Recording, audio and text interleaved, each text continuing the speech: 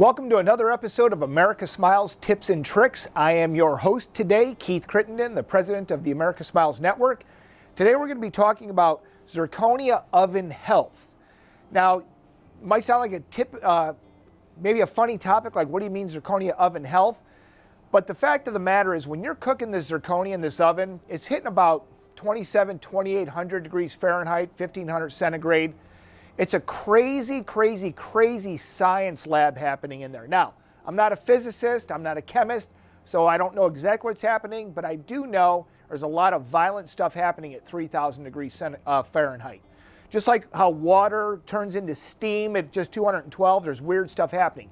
You want your oven to be clean. Now, one of the mistakes that we found is that you got to clean your oven actually as soon as it comes in. The ovens that we buy have this insulation, and some of the insulation, the way it holds the heating elements, they rub together, and it creates a real dusty environment. What we do at our sintering ovens when they come in is we actually break them down a little bit. We blow all the parts, and we actually take them outside, and you wouldn't believe the dust cloud that comes from the manufacturer. If you have all that dust in there and then subject that dust to this violent atmosphere at 3,000 degrees, it's going to contaminate your teeth. So number one, when you got an oven, clean it out.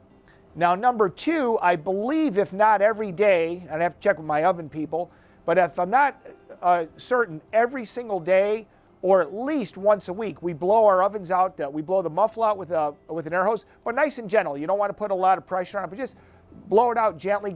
You'll see the dust come out of there. Go to the top where you're collecting dust, we'll blow that out. And one of the most critical mistakes, we had a lab call us, we sold him an oven. They were telling us how crappy our oven is, that the teeth are ugly. Found out he put his oven right next to the mill. So he's milling teeth, he's casting all the dust onto the oven, contaminating all the teeth in the oven. So keep your oven in a nice, clean space, keep it away from the mills, keep it in a healthy, clean environment. If it's in a dusty area, maybe when it's not being used, and after it cools off, put a cover on it or something. You don't want to melt the cover to the oven. So make sure the key is your oven has to be in a nice, clean place. Now, a couple of other tips we're going to have. We're not just done here. We're only 2 minutes into this video. I got more. Make sure you clean your teeth real well, okay? If you're leaving any dust or any debris on your teeth, number one, it's going to contaminate the coloring process. You'll have a hard time getting good color penetration if you're using classic white. But number two, that dust gets into the oven. And now you're incorporating dust, and that dust is sticking to the heating elements, and every once in a while you can get what's called a splay event, where you get this buildup of stuff on your elements and then they break off and you wind up getting contaminated zirconia. Make sure that your zirconia teeth are clean. We use what's called a deionizer actually. What we found is we're trying to clean our zirconia. We're using a brush, and like rubbing a balloon in your hair when you were a kid, you get all that static electricity. You're actually building up static electricity, and the dust sticks to the teeth. So we blast it. As a matter of fact, if you can hear in the background, guys hitting it right now with the deionizer right now. It breaks down the static electricity, helps you get all that dust off of the tooth. You get a cleaner tooth. And if that's too loud and you can't hear me, I apologize. I'm going to go yell at that guy. But in any event, get those teeth nice and clean. Make sure your oven is clean. You're blowing your oven off periodically. But let's check it out. Now, here's how you know if your oven's clean, okay?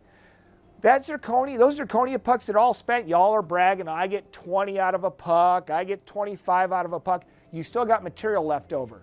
Break that zirconia up, steam it, get it nice and clean, steam it off, put it in a freezer bag and have all these zirconia chunks laying around.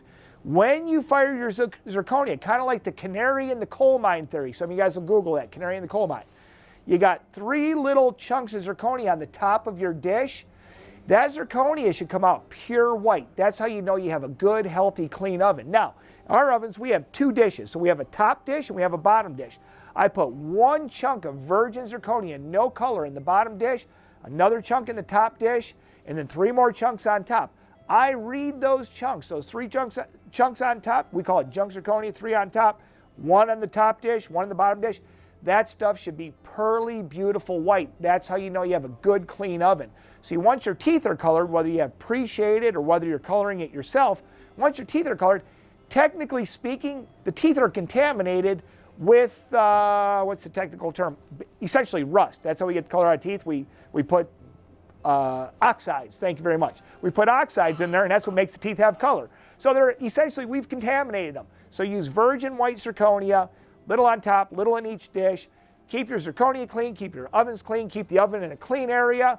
That's one of the keys to getting good quality zirconia. And that's it for today's tips and tricks.